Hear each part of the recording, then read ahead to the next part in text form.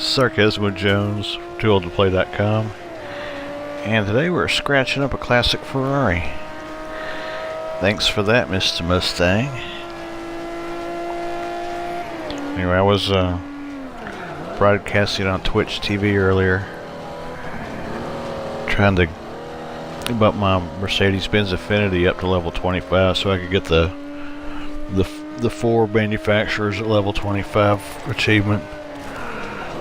But during that time I was unwilling to abandon my my single viewer to go buy cars, so consequently I was able to bank a little bit and came up with the $2 billion to buy the Ferrari GTO that I'm driving here.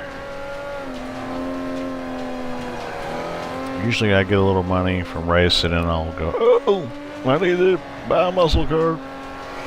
So I have a whole bunch of like really super cheap cars, but this is the first real expensive car that I've been able to buy.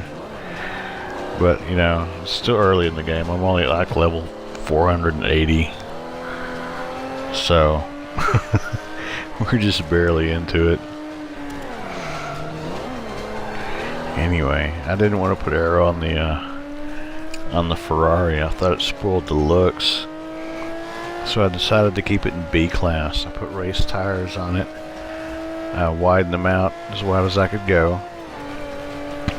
Put a race transmission, race brakes, roll bars, and a drive shaft. And that was about all I could do. Keep it in B class.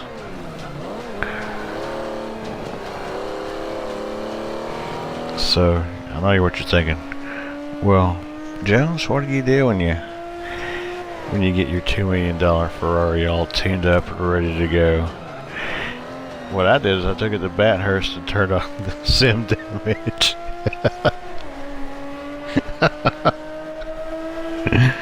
I'm just kidding, I already had sim damage on. But even without aero, this Ferrari handles really good. It's not real super powerful. The 0 to 60 in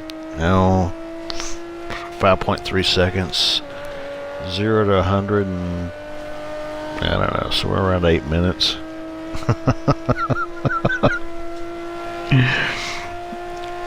So it's not a real top end or super accelerating car, but man, it's beautiful.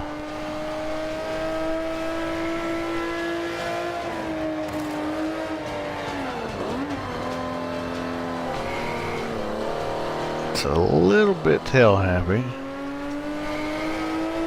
but you know, not so much that it spoils the car. It's one of those tunes where you get it right the first time. You just put your basic starting tune on it and it seems to be enough. You don't have to keep playing with it. I'm sort of a minimalist when it comes to tuning anyway. The less the better.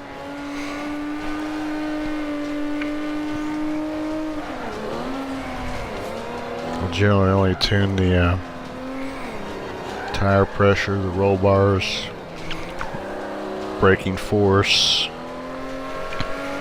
and differential.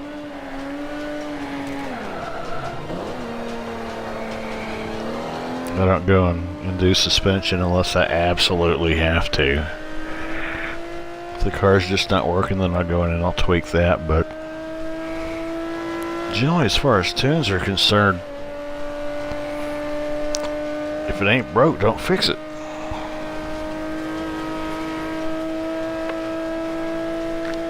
Yeah, we're not going to set any records here, but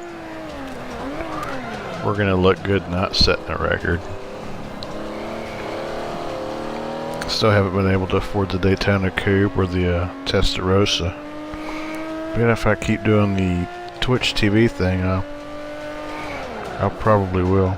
I don't want to break off and buy cars while I've got at least somebody in the chat room of desolation.